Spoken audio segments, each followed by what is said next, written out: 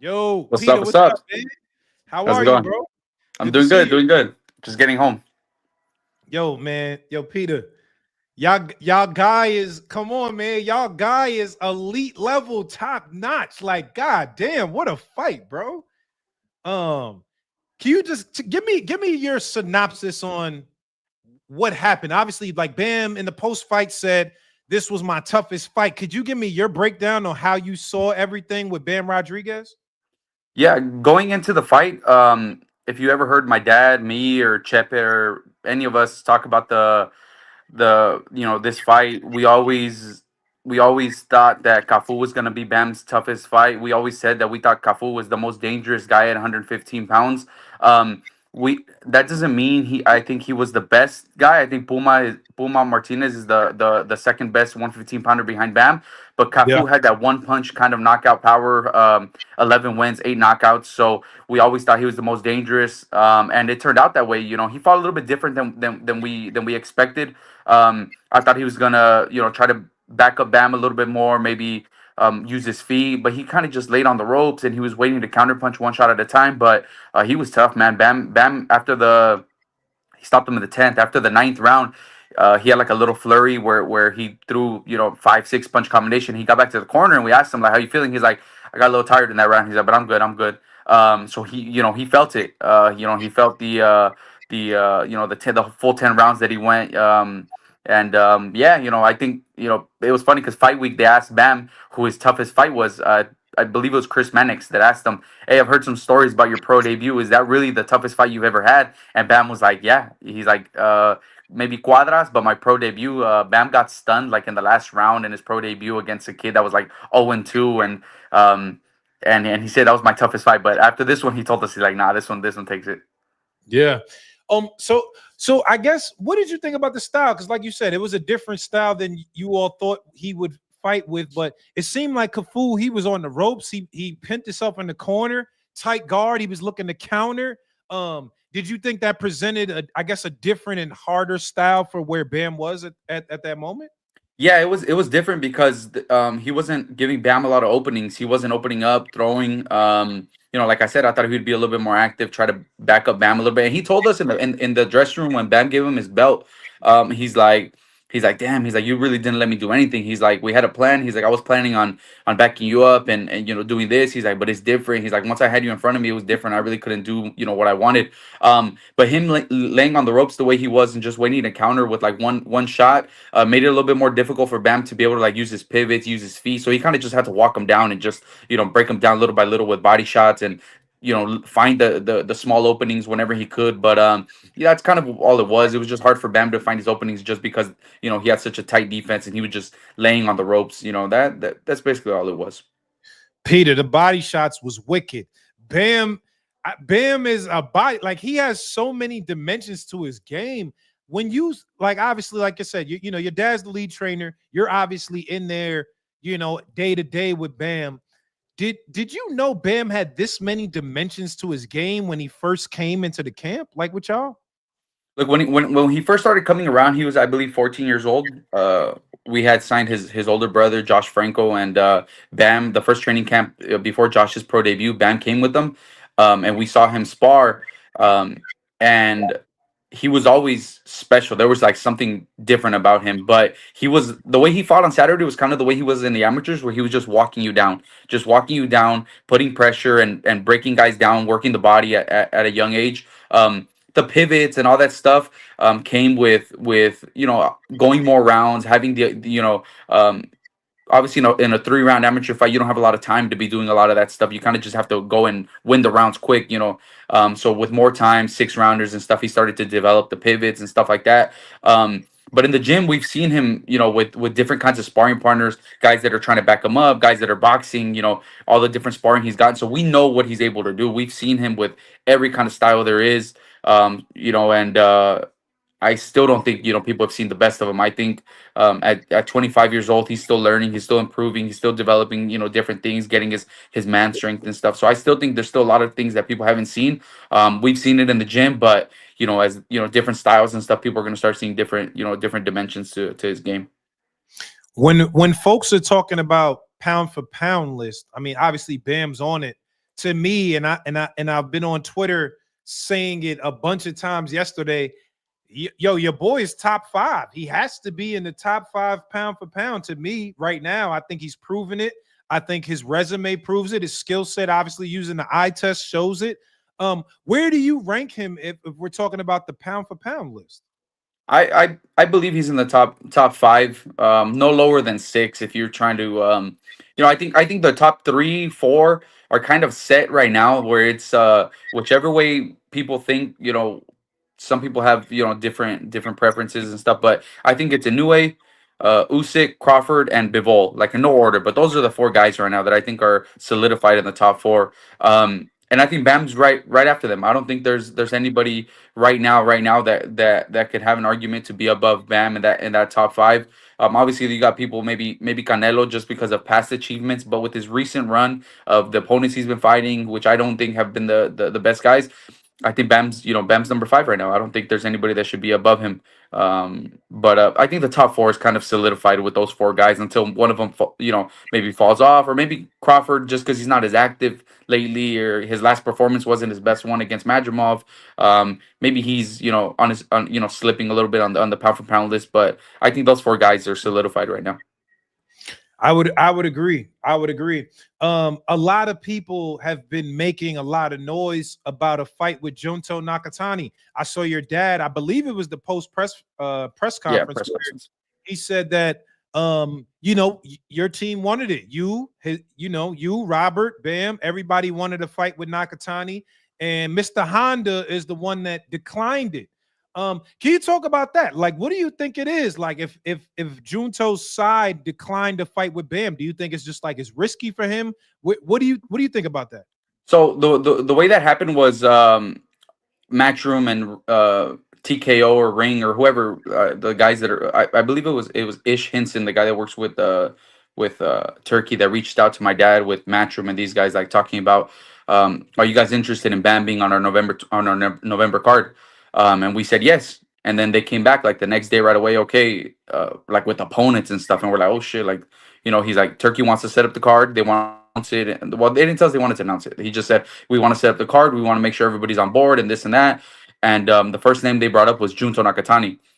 They're like, if it's Bam versus Junto, we might do it in December on the Nue card. Are you guys okay with that? And so my dad told him, okay, give me like a day. And then he sat. Bam was getting his hands wrapped. My dad sat right there. All of us, the whole team, we sat there, and he said, they offered us a fight with Junto Nakatani. X amount of money, whatever. Is that something you want to do, Bam? Whatever. Obviously we have this fight coming up, but if everything goes good, is that something you want to do? And Bam said yes. Bam was like, yeah, I'll do it. And my dad's like, all right, cool. And then he reached out, back and told them, yeah, we're in. If it's December, November, whatever it is, we're in. And they said, okay, cool.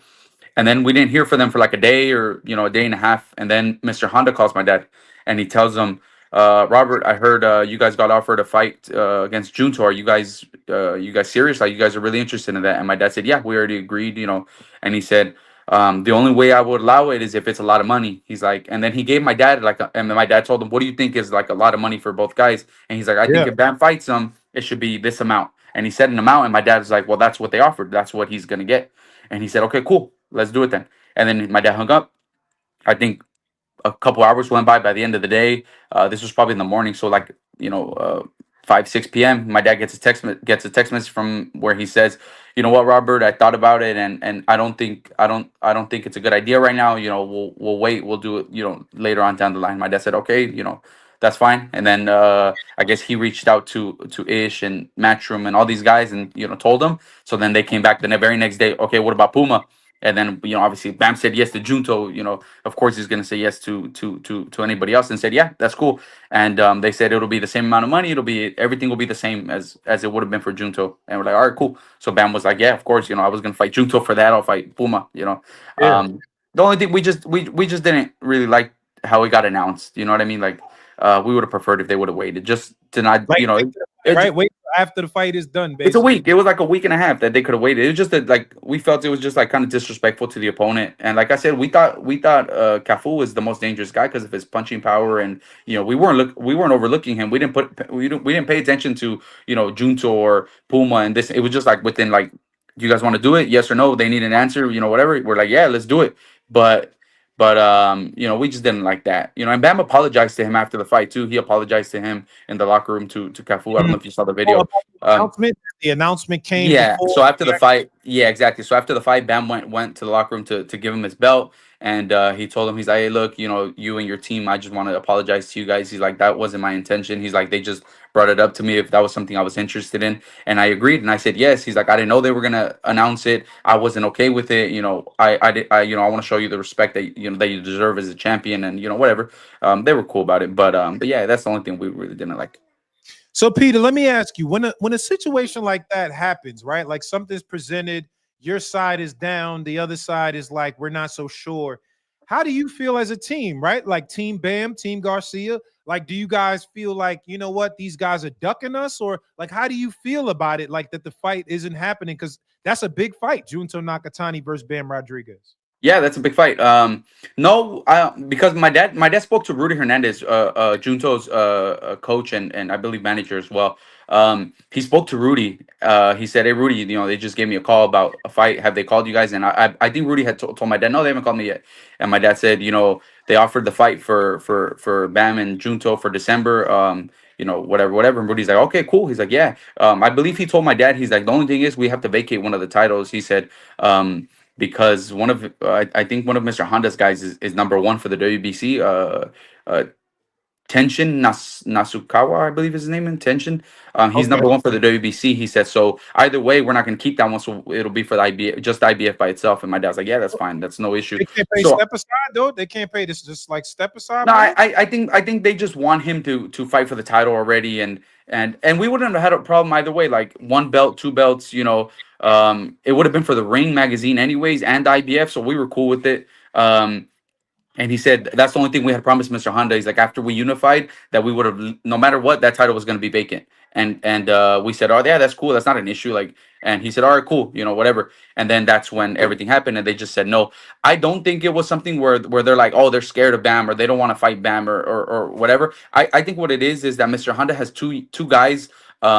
In good positions where both of them are making good amounts of money. They have big fights on the horizon already. Bam obviously with Puma and maybe undisputed later on down the line. Junto's looking at maybe Inoue, maybe Bam versus Inoue.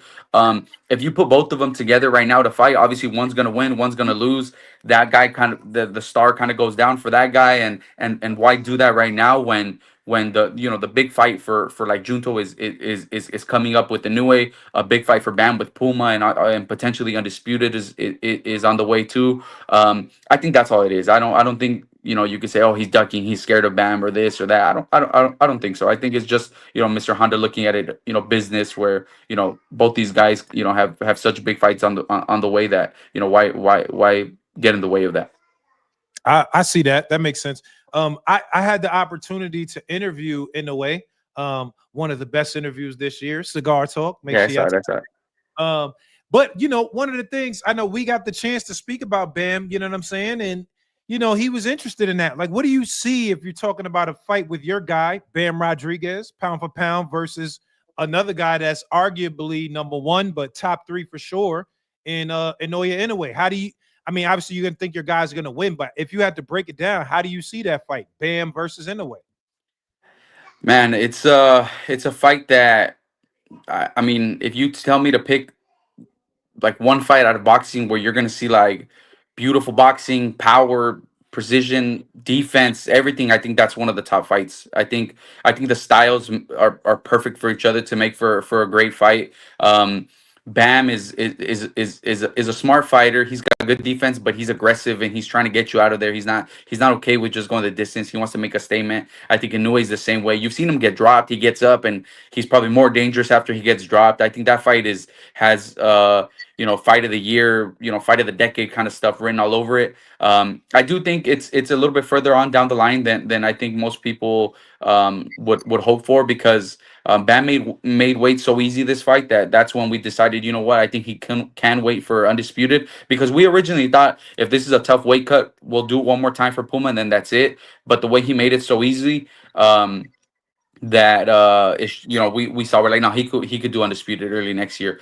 So if he does that, then maybe by the end of next year, he'll be at 122, and maybe that's when we could start getting serious about the actual fight. But just looking forward to it. I mean, I don't think there's many fights you could pick that are stylistically more, you're kind of guaranteed to get a great fight out of it. Yeah, for sure. Now, listen, Peter, y'all got to get Junto because we need that. That's the one right there. Mhm. I can I wait a think that little one's bit. more realistic. I think that one's more realistic, like sooner rather than later. Yeah, that's the one. Do you feel like based on everything you've heard, everything that from private discussions that that's still like a possibility? Like you Yeah, think that's yeah, of course. Yeah, yeah. We're actually, it's funny because all this, like, we weren't planning on ever bringing up how about Junto, about all the discussions about finding Junto and stuff. We never brought it up. Eddie's the one that brought it up first, and then we're like, okay, I guess people are finding out about it. We were never going to bring that up. um and on Thursday, obviously we're in fight week and stuff. And Rudy Hernandez texts us. We talked to him a lot and stuff. And he sent me, Mikey, and my dad a message. Are you guys available to go have breakfast or something on Monday? We do that like every now and then with Rudy. He'll hit us up. Hey, are you guys available? Let's go grab something to eat. Let's go get some lunch or whatever. So yeah. we were already scheduled on Monday, and then all this shit came out. So we're like, oh shit, Rudy's gonna be pissed. Like we're gonna show up to lunch. He's like, hey, motherfuckers, you guys. Yeah, he's gonna be like, "Damn, you guys are talking shit." Nah, but yeah, I think it's a fight that's definitely gonna happen. It's just a matter of time. It's I mean, it's there. Like they're only one weight class apart. It's gonna be something maybe sometime next year or something that it gets done. How do you see your boy in the like if he is able to be victorious in that bout against Junto? Are we talking top three? Like, how far do you see Bam's ceiling as far as the pound for pound discussion is concerned? I think Bam's not too far off from being top 2 3 pound for pound fighter. Not just because obviously of how great he is, but the top guys right now like Usyk. We don't know how much longer he's going to be around. Terrence Crawford, the same thing. I think maybe the Canelo fight could even be, Terrence's last fight. So those are the two guys that you could already say, they're maybe a little bit on the back end of their career. So I don't think Bam's far off. Maybe by sometime next year he'll already be in somewhere in the top three, for sure. Okay. Now let me ask you about some of the fights yesterday. I don't know if you got a chance to see everything because obviously you're tied up with a great fight that you all had yesterday. But outside of your guy, Bam Rodriguez, did you get the chance to see any of the other fights? Pacquiao Barrios and Usyk Dubois? I saw Usyk. Yeah, that's the only fight I saw. The other stuff we were watching in the locker room, so I got to see a little bit of it. I was like a little bit of the Pitbull fight, but obviously we're not too. I wasn't focused like watching the fight. Just little glimpses of it. But the Usyk fight, I saw the full fight. Me and Virgil were watching it in my hotel room. Me, Virgil, and his brothers and stuff. We were watching it, and that's a bad dude, man. I think that's the pound for pound number one fighter right now. You think pound for pound number one? Because they saying He's Usyk is the Yeah, man right for sure, man. now. Yeah, All-time there's great. A lot of top people are saying top five heavyweights of all time. Do you Yeah, agree? he's surpassed already being, is he one of the top 3 pound for pound fighters of this generation? No, no, we're talking now. He's in discussions for, is he one of the best heavyweights of all time now? He's something different, man. Like the first round started and I saw the first round and Dubois came out aggressive and I was like, oh shit, like this dude's gonna, he probably learned from the last loss and this and that. By the second round, Usyk started picking him apart and I was like, oh, it's a matter of time. He's gonna get him out of there. But yeah, he's something special, man. I think I for sure right now the number one pound for pound fighter in the world. And he's in discussions now for where is he at in the all time great heavyweight list? Is he in the top 5 now? Is he whatever? I think obviously that's for what people to decide. They have their own preferences and stuff. But he's a bad dude, man. I mean, a lot of people have been comparing him to Muhammad Ali. To me, I feel like you can't do that yet. It's too Yeah. early. Compare a guy with 61 fights to a guy with 24 fights. I just feel like it's a little too early. But how do you feel about that? Like Muhammad Ali and Alexander Usyk in the same discussion. Do you feel like that's a valid thing? I don't think so. I think there's a few guys. Even if Usyk, I don't think there's anything Usyk can do with this crop of heavyweights where you could compare him to somebody Yeah. like Muhammad Ali. Like he's already beat every single heavyweight that there is out there, like all these guys, and he's beat most of them twice already. And he's just and even then, there, I mean, the list of guys that Muhammad Ali was able to beat, that's somebody that I can say I've never sat, I can't say I've sat and watched all of his fights, and I know a lot, but you just know all the guys that he's beat, and the legacy that he left. And I think he's like untouchable. I think he's somebody that you don't compare, other, no matter what guys accomplish right now, It's you don't hard compare to him do to. that. Yeah, it's hard Can't to do do. that. Yeah. So I think Ali's in a class of his own. But then you get to like another group of guys, and you're like, okay, someone like as recent as like in the early 2000s, like Lennox Lewis or some of these guys, or Mike Tyson, and these. Okay, now we could have discussions about those guys. But Muhammad Ali, I think he's just in a whole group of his own. Now, let me ask you this: another fighter that you guys have and work on, Vergil Ortiz, 154, very competitive division. There's been a lot of talks about Boots versus Virgil. Man, that's a fight that the whole world, it seems like the whole boxing world wants to see. Um, how far do you feel like we're away from seeing that fight, Virgil versus Shit, Boots? we could have seen it in November. We could have seen it already in the November on that card, and that was Talk brought your up to talk, Virgil. Peter. Talk your talk, It Peter. could have been on that one. But they did tell my dad that they wanted a couple fights first. They didn't want to go straight into they didn't want to go straight into Virgil for the first fight at 154. So that's what they decided. That's what they're doing, because Eddie did an interview during fight week where he said, well, they told us Virgil wasn't ready for September, so we moved on. But the offer was for them to fight in November. Like Virgil would have been good for November. And they just, I mean, they got their own plans and stuff. We can't force them to take fights right now. I believe if obviously it didn't happen, it's not going to happen this year. Early next year, that could be something that they could potentially do. But that's a great fight, man. That's both guys right now in their prime at the age they're at right now. Like I was talking about Bam and Nakatani, or I mean Bam and Inoue being such a good stylistic matchup. I think Virgil and Boots is the same thing.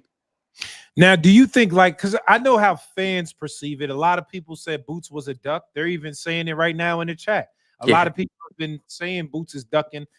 As a team, though, like not just as fans, but as a team, do y'all feel like when stuff like that happens, are you like, man, this guy's ducking our guy? How do y'all feel as a team? Look, with I think with Boots, it's a little bit different because it's been a couple times already. I think this is the second time already where they get an actual, like, is that something you guys want? Like, I don't want to say a contract was sent out and it got to that point, but it was brought up one time before after he fought in when Bam was on his undercard, and he said I might go up to 54. And then they called Virgil, like, is that and Virgil said, yeah, I'm down, whatever. And then they're like, no, Boots is gonna stay at 47, but he stayed to unify, so you can't blame him for that one. Now for this one, I mean, I don't know. The amount of money that they were that they're offering these guys and stuff. Like Virgil said yes right away. Like hell yeah, I'll do it.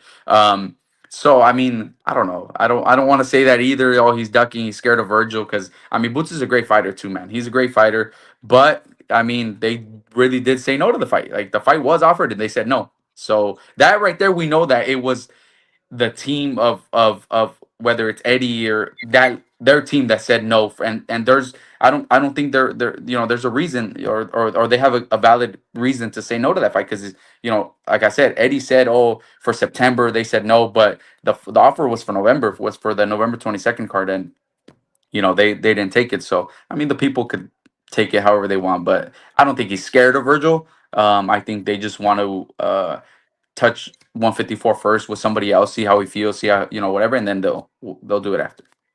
All right, let me ask you this about Virgil. Obviously, to me, his performance against Madrimov, beautiful. I think I even texted you for that. I didn't Yeah, expect that. I was like, oh shit. Like Virgil, he brought out another level that I feel like I wasn't able to see yet. And he brought out another level from Madrimov. How far do you think Virgil's ceiling is, just as, in terms of like 154 and pound for pound and those types of things? I think Virgil's just getting started again with like the second part of his career where he had that little break of injuries and this and that. The first couple fights I think were just him, getting the rust off. And I think still, the Madrimov fight was the first one where he really felt like himself again. We would see it in sparring, we saw it in training and stuff. We're like, okay, like he looks good. The weight's coming off well, and he's not fatigued. He's not. I think that was the first one back where you could say, okay, he's back to what he was before when he was fighting Mean Machine and these guys. Um, Similar to Bam, we've seen Virgil in the gym doing, sparring with some top level guys, and we've seen what he's able to do. Virgil's a smart fighter, man. People think he's just this all out brawler, gets hit a lot and this and that, but Virgil Smart, man.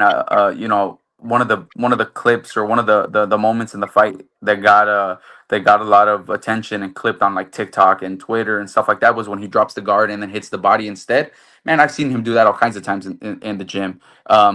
He's done that a bunch of times. That dropping the guard stuff, my dad has always taught the guys that he used to do it when he used to fight. Fernando Vargas used to do it. Virgil just added his own little wrinkle to it. Drop it, the guys pick up their hand right away and boom, straight to the body. And I've seen him do it a bunch of times. He just never did it in the fight. So, we've seen Virgil, the kind of fighter he is and what he's able to do. And just as the competition is getting better, then he's able to show the people a little bit more of what he's able to do. Peter, I didn't know he has skills like that. I can't lie. Yeah, I was like, oh shit, Virgil's like, this is skills. This is guard manipulation. This is a lot more than just he's coming in with a high guard throwing a lot of hot shit. Yeah, my bad. It froze a little bit right there. But I was just saying I was impressed, and I didn't realize he had that level of skills with like you said, that clip specifically that went viral, and I was like, man, this guy's using guard manipulation. Like there was a lot of things in that fight that I didn't know Virgil had. It made me put a lot of more respect on his name. Yeah, Virgil's a bad dude, man. He's we've been around boxing so long. We have different fighters that have been in and out of the gym. Different levels of fighters and stuff. The number one thing that I've always seen the top guys have is that they're thinking. They're not just out there throwing, just being stupid and just swinging wild and stuff. And Virgil's one of the smartest guys, man. He's setting up a lot of his shots. He sees a lot of openings.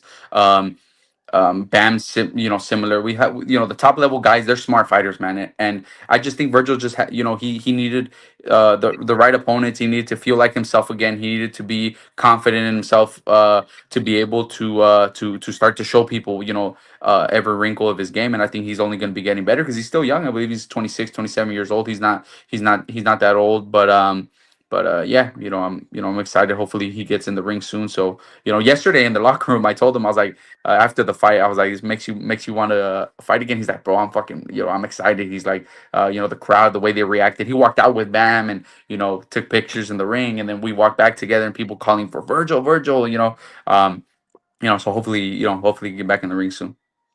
The chat is saying, Boots is a duck, but Peter's not allowed to say it. That's what I mean, I don't want I don't do I think he's afraid of Virgil? I don't think Boots is afraid of Virgil. I don't think he's afraid of Virgil. I just think that as a team, they're probably thinking like, you know what, our first fight at 154, let's do it with somebody else, see how we feel, just for the first fight, and then we'll get back into the Virgil discussion because I don't think they're scared. I mean, if I'm being 100% honest, I don't think they're scared. But I mean, they're eventually gonna fight, I believe. Okay. Let me ask you this. Mar the Prince, salute. He says, is he able to disclose why Carlos Adamus left Robert Garcia Boxing Academy? I mean, I don't want to get too much into detail, but it was just like a misunderstanding with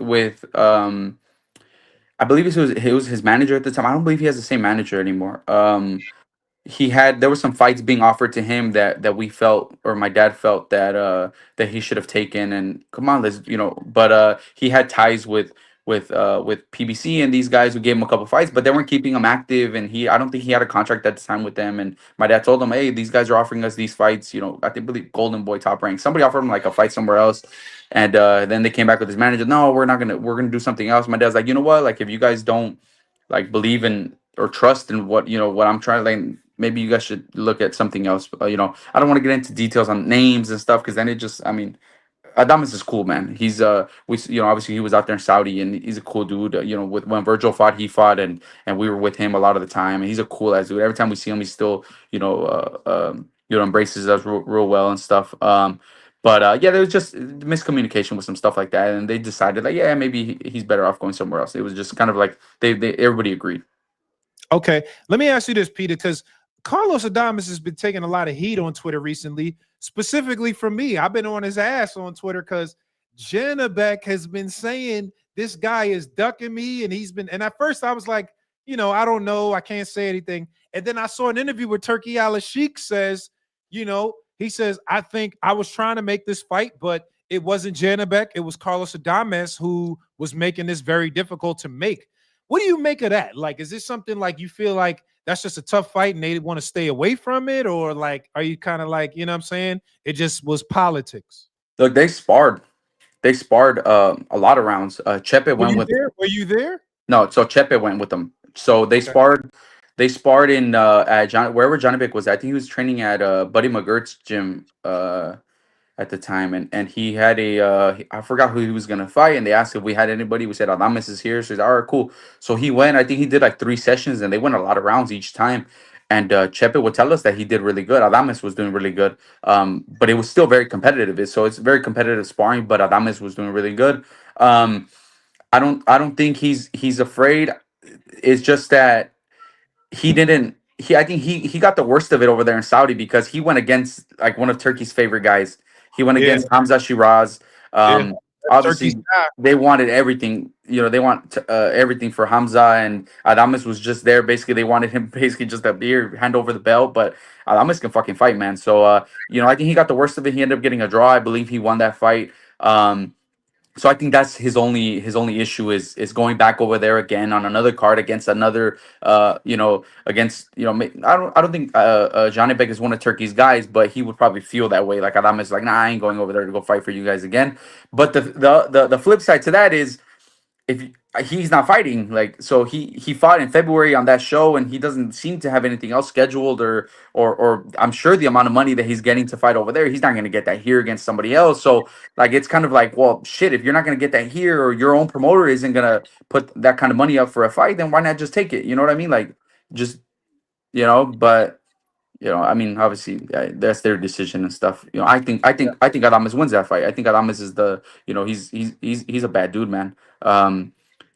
He's one of the hardest hitting guys I think I've ever done mitts with. I've ever worked with. That dude's a freak. I think he would beat Johnny Beck, but Well, you got to do something, Peter, because it's not looking good, man. I Janabek know that's what I'm saying. Like I don't understand it. it's looking bad for my. Yeah, I like the Thomas too, but from a fan perspective, it's looking like, yo, man, what's going on? yeah, I think so too. Like I said, if he's not getting that kind of money or that kind of offer to fight, or he's not even fighting here, just go do it. Just go fight. And I think he wins, but I think Adames is, in a position where he should go take it. I mean, go take it, beat him. If you don't get the decision, I mean, that sucks too. But I'm sure they're offering a lot of money, crazy money. So, take the risk. Fuck it. Yeah, I agree. A couple more questions. People are saying Muratalla versus Matias. What do you think about that fight? Mortales Matias. Oh well, he would have to go up to Obviously, different 140. weights, different weights, Yeah, 35 and 40, but but I don't see why not. Raymond, I think Raymond's somebody that's barely starting to show people what he's able to do. In this last fight, he fought more defensive, used his jab, his feet real well, good combinations and stuff. I think against obviously Matias, you'd have to fight something similar, similar like that. He's just, he's a bigger dude. He's a 140 pounder. He's a big puncher too. But yeah, those are fights that I think are potential fights for down the line, for Raymond. well, a lot of the chat is saying, I've been showing you love because the chat loves you too. But there's some haters in the chat. They're saying Muratalla is ducking Andy Cruz. What do you Yeah. have to say about that? A lot of people saying that in the chat right now. Look, he has a Andy's not he has to fight Andy because that's his mandatory. So he has to fight him. But the only thing was I don't know 100% the conversation that happens because with like Raymond, his father's like with Bam, it's like my dad, me, Chepe, Felipe, and that's it. You know what I mean? Bam's dad stays in San Antonio, doesn't even come to camp and stuff like that. With Raymond, it's my dad and his dad that are really like calling shots or deciding stuff, and his dad's the one that's Part of the equation. his dad is everything will go through his dad first. So if my dad gets like an offer for this for that, he'll reach out to his dad. What do you guys think about this? What do you think about that? Um, I believe that they're potentially looking at something before Andy, where it's, do we have a chance to get maybe like a unification or something like that? And because of the way these guys work with Turkey and these guys, it's, we need an answer by today or by tomorrow. If not, we're gonna move Yeah, on. that's what I heard. Turkey only So give you 24 hours to make a exactly. decision. So it's like, do you guys? That's why, Bam. We asked them. We have a fight coming up, but we're like, hey, they're offering. Do you want to fight? Yes or no? We need an answer. And I think with Raymond, it was the same thing where it's like they need an answer by like Tuesday, Wednesday. Like, are you guys cool with it or whatever? And I believe that that's what the issue was, where they're like, look, can we get like a unification or something first, or something in between, or we have to fight Andy, we're gonna fight him. He's like, but is there something else we can do before, where we get Shakur, can we wait for Shakur to see if he comes out okay? Maybe we get a fight with Shakur Stevenson, or Cepeda, or maybe if Cepeda would have won or whatever. You just wait to see that, and those guys were not going to be waiting, so they're not going to be waiting around. So they're like, nah, we need an answer by. And I think that's kind of what that was, because the money and stuff, they're offering a lot of money and stuff for So these fights. But You don't think he's ducking Andy? Because a lot of people in the chat saying they feel like Cruz, I mean not nah, Cruz. he's his mandatory. They're gonna fight. Like, he's his mandatory. They just, the IBF hasn't ordered it. When the IBF orders it, then you're like, okay, we're gonna fight each other now. Purse bid or however it goes at that point. But they're gonna fight because he's the number one guy. But Raymond does have the option to fight somebody before he does that. And Oh, voluntary. like He I got said, a I think they voluntary. were just kind of waiting to, maybe we get something bigger, maybe we get something, like a Shakur, Cepeda, now Kid Austin. There's a lot of big fights, big names. I don't think Andy is the biggest name in the division where you're like, okay, you know what? This is the fight I really want. This is the fight I'm looking forward to. I want to get in the ring with Andy Cruz. He's not there yet. So you look at something else. Can we get a Cepeda, a Schofield coming off that big win against Farmer, Shakur, or one of these guys before, maybe even Keyshawn, or you know what I mean? Like, just something like that. Now, obviously, now Keyshawn didn't make weight and all that, but I think that's kind of what the Just issue a was. bigger name. Like we have a voluntary, so we want a bigger name to try Yeah. to. That makes Yeah. sense. And then there's a lot of issues right now with Top Rank. Nobody knows what's going on with Top Rank. Like, Raymond's with Top Rank, and we're kind of waiting to see what they do with. Do we have a TV deal? Maybe even Top Rank says, you know what, we got our TV deal.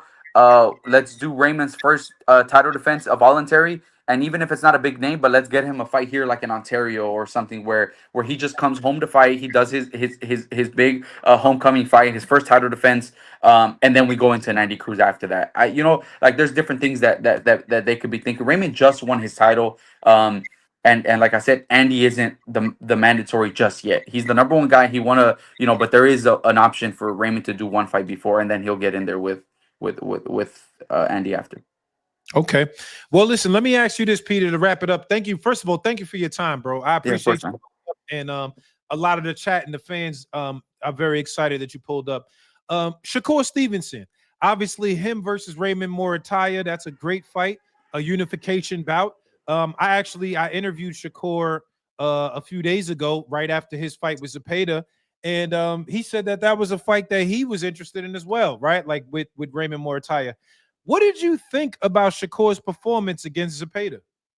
I think that's the best he's ever looked. He might have maybe taken a little bit more. He might have stayed there in the pocket a little bit longer and maybe took some shots that people would look at it like, oh, look, he got hit more than he did in other fights. But I think that's the best he's ever looked. That's the it was exciting. It was I'm not gonna pretend to say that I've always been a big fan of watching Shakur. I think he's a great fighter. He's a very talented guy. But have been fights where he just chooses to be more defensive, and you're like, oh, okay. Like, for me personally, I like knockouts. I like my favorite fighters are Eric Morales. I love Kelly Pavlik. Right now I like Inoue. I like, you know what I mean. I like knockouts. I like stuff like that. But this last fight, I think you saw him. Okay, you guys want me to stand in the center of the ring, or I mean, in the pocket with a guy who, that's what he wants you to do. Like, Cepeda is volume puncher. He's gonna throw 10 punch combinations, and Shakur was in there barely getting touched, landing whenever he wanted. I believe if he would have stepped in the ninth, 10th round and pressed a little bit more, I think he could even got the stoppage. And I was telling people, like when Ellie would come to the gym and all these guys were like talking about it, I was like, I think Shakur might even be able to stop him if his hands are okay, if he's all right. And I think he did. I think he stunned him a couple times when he sat on his shots, and I think he could have been able to do it. He just chose not to. You know, it was such an easy fight for him that he chose not to. I think that was his best performance, man. I think he's if you go by obviously, I think Raymond would give him a great fight because of Raymond's size. I don't think people understand how big Raymond is. His size, his reach, his speed, his power would give him a great fight. But just based off of like accolades and just everything they've already accomplished, I think Shakur's the best guy at 135 pounds right now. I don't really Mm. think it's much of a debate right now. But I Better do than think, Tank Davis, Peter? Better than Tank Davis? yeah, I think so. I think he's the best guy. Yeah. Okay. Okay. Last question, man. You come from a fighting family, right? Like you know, your brothers, your dad, uncle, like your grandfather, the big G, everybody in your family's been dedicated to this fight game. Is that something that you felt like you were indoctrinated into this game? Like, you know, I didn't have another choice. I had to be this because, you know, my whole family's in it. Do you feel like that? Um, I don't know. I mean, I guess it was just like meant to be for me to do it because like I have my brother. My brother he's like 3 years younger than me. He started helping us coaching and stuff, and he didn't like it, and he does his own thing. He has his own business. He runs his own business and stuff, and he Talking not about involved Mikey? with us. Talking about Mikey? No, no, no. Mikey's my uncle. Oh, Yeah, no, oh, no. But I have a younger brother. He's only 3 years younger than me, and he started when we moved to Riverside. He was, I believe, like 16, and he started helping us for a little bit. But he told my dad, he's like, I don't like this. Like, I'm gonna go do my own thing, whatever, whatever. He has his own business now. He does well for himself, and he's not involved in boxing like that. But like for me, whenever people ask me stuff like that, like about us being in boxing and stuff, it's just like that's kind of like all we ever like know, all we talk about, all we like. If we get together, it's either to watch like a fight, like we get together for like a barbecue to watch a fight or something, or we get together for like a birthday party. But then I go sit with my dad, I sit with my grandpa, and all we're doing is talking about boxing. All that's you know what I mean, like, and that's how we grew up. So I feel like it was just something that I was just meant to be a part of because even when I was younger, I did when I was 8 years old, I did a couple amateur fights. I did 4 amateur fights, and then my dad asked me like, "Do you want to keep fighting or do you want to do something else?" And I was like, "Nah, I want to go." I had like my cousins and friends and stuff that played soccer. I was like, "I'm gonna go play soccer," and then that went into me playing soccer, football, and just other sports. And I never went to the gym. But when I Peter, was like did you get your ass whooped or did you do good? I lost. I won three, and I lost my second one. So I won my first one. I lost my second one, and then I won two more. And Yeah. then my dad asked me like he forced me to do my few amateur fights. So like he told me like when I was like 7, he's like, you're gonna start going to the gym. You're gonna learn how to box. You're gonna do what I did. He's like, my dad forced me to box and to learn, and I want you to learn to defend yourself. He's like, so you're gonna do this. So I did the first. He made me do the 4 fights, and afterwards he told me like, do you want to keep doing it? I was like, nah, like I don't really care for boxing. I don't like it. He's like, all right, cool. And I started playing soccer, football, and just other stuff. And then when I was 16, I was playing football in high school. And when I took a break from the season ended my sophomore year, I went to go work out at the gym and just to try to stay like active and stuff. And I can't tell you like the first day or how it happened or whatever, but I just Oh shit, my boy Peter. Hold oh, up. there it is, there it is. Oh, all right, good. Yeah, my Yeah. bad. Yeah, so I can't tell you how it happened or what day or I don't know that I just grabbed a pair of mitts, started helping my dad with the kids, and after that, I stopped playing football. I stopped doing everything every day after school. I started going to the gym with my dad, helping him. By the time I was 17, I was taking the kids to go compete at tournaments and this and that, and just next thing you know, like I'm like, oh shit, like this is it. Like I'm working with my dad, and I haven't stopped since. I'm 30 years old now, so it's been 13 years since I've been helping my dad. But um, you know, I love it, man. Obviously this weekend with Bam and stuff, but we train kids in the afternoons too, and I think that's my favorite. That's my favorite part. I think uh, on Saturday in the locker room we were sitting there and it was just me, Bam. And I think Chepe was there. I forgot who was there with us. And Bam, he's like, I don't know why he even asked, or he just came to him. He looks at me. He's like, "You think you're gonna be doing this your whole life, like being a coach?" And I told him, I was like, maybe not the way my dad does it, where we have 30, 40 fighters. I was like, but I'm never going to stop working with kids. Like, I was like, that's my favorite part, working with amateurs, taking kids to go compete, taking them to their national tournaments, to the Silver Gloves, traveling with them. You stay a week, like 4 or 5 days in fucking Independence, Missouri, where it's snowing. And everybody that's competing is staying in the same hotel. Kids are running around everywhere. The competition, that's probably the best competition there is. the silver gloves, and I like everything to do with the amateur boxing. The professional boxing is different because of business, and do you have connections with this guy? Do you have connections with that guy? And there's a lot of bullshit that's involved with that. But the Right. amateur stuff, it's more like it's more how do I say it? Like the kids are doing it just because they love it. Like so there's you know what I mean? Like I don't know how to describe it or what the word I'm looking for is, but they're like the kids just like to do it. They like to fight, which is crazy to me when I see like a little 8-year-old kid at the gym, 7 years old. They're beating each other up on how like I think to my head like how the fuck do these kids like that? Like they don't care and it's impressive. You're like God damn, these kids are 7, 8, 9 years old and they're beating each other up. And then the next day they're like, "Are we sparring today?" I'm like, "What the fuck? Like you guys like it? Like you guys like getting hit? You guys?" And they're like, "Yeah, like we want to spar. They want to spar every day." And that's my favorite part. So that part I think I'll be doing for the rest of my life, coaching kids and stuff. And if those kids eventually obviously turn pro, I'll help whoever I was helping as kids. But the way my dad runs it with fucking 30, 40 fighters every weekend shows and fights and I don't think I'll be doing. But coaching kids and stuff, I'll be doing for the rest of my life, I think. Lastly, how did you get the name Pita? Is that like a family name? That's your real name? Yeah, Or no. My name's Robert. I'm Junior. Pita. When my dad used to box, his nickname was Grandpa. Right. So my dad was Robert Grandpa Garcia. So everybody would call my dad Grandpa at the gym. When I was born, my like dad was abuelo in Spain? yeah. So when I was born, my dad was training with Oscar De La Hoya. He was doing like a training camp at Big Bear with Oscar De La Hoya, and you know, I think my dad shows up to the gym, tells him, "Oh, this is my son," or "I was just born," and he told them, or I don't remember how he told me the story, but it was Oscar or his coach, Alcazar, that said, "Oh, you got your Grampita," which Grampita in Spanish means like little grandpa. So Mm, so he said, "You have your little Grampita now." And my dad like laughed or whatever. So that was kind of like my nickname at first, Grampita. Um, right. but one of my cousins who's only like she's like a year older than me or maybe less than a year, she couldn't say the whole thing. She couldn't say Grampita and she would just say Pita Pita, and then it just stuck. And Oh, then now hey, everybody, so nobody calls me like everybody in boxing, everybody at school, all my friends, everybody Pita Pita Pita. Nobody. There's a lot of people who don't even know what my name is. But that's how I got that. Yeah, it's from that's my dad. fire. Oh, did you like it at first, or did you want them to call I you Robert, or you like I whatever? I didn't I didn't know I didn't know the difference. Like my mom jokes like she'll bring it up every now and then to people like when I started school, like when I started kindergarten, my mom had to grab me and be like, "Look, nobody's going to call you Pita at school. That's not your name. Like they're going to call you Robert. When they say Robert, you raise your hand. That's you." So, because since I was little, this is like I'm only a few months and I already had the pita. So whenever as I'm growing up, that's all I heard or that's all I knew. So to me, it's just like that's it. Like everybody calls me that anyway. So fuck it. Like I don't care for it. Right. I don't care. You know, if people What is call me it? that or not. Yeah, I actually find Okay. it weird if people call me Robert or what. Like I'm nah, that's my dad. Like you know. Right. Yeah. Right. Okay. Yeah. Listen, man, Peter, I appreciate you pulling up, man. Thank you very much for your knowledge and insight. The fans have definitely liked this interview, man. So thank you, bro. I'm gonna definitely hit you up. Nah, thank you, bro. Thank you for having me.